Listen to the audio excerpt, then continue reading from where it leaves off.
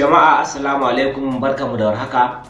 Barkanmu da sake kasancewa da ku a cikin wani sabon shirin kanun jaridun Najeriya wanda ke zuwa muku daga nan tashar Anas AA TV.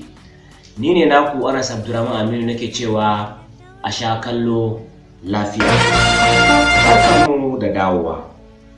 Za mu fara wannan kanun jaridun namu ne daga jaridar Legit Hausa.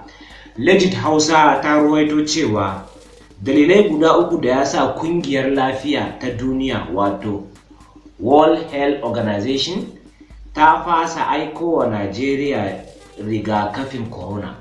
Idan kun je Legit Hausa za ku kalla wannan labari.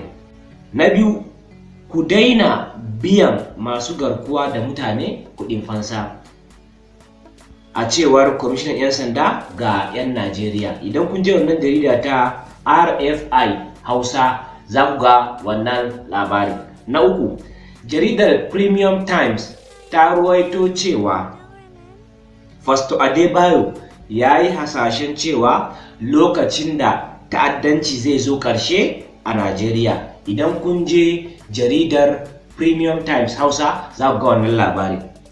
Na hudu, jaridar Legit Hausa ta ruwaito cewa gwamnatin jihar Kano ta damƙe mabarata guda 500, sannan za ta fara ɗibar masu talla a titi. Idan kun je jaridar Legit Hausa za ku ga wannan labari. Jaridar ta ruwaito cewa gwamnatin jihar Kano ta rusa makarantar Sheikh Abdul Jabbar Nasir Kabara. Idan kun je wannan jarida ta Legit Hausa za ku kalla wannan labari. Na ƙarshe, korar makiyaya Fulani.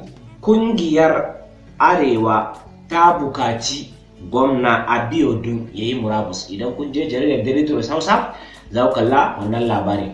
Nan muka zo ƙarshen wannan shiri na kanun jaridun Najeriya.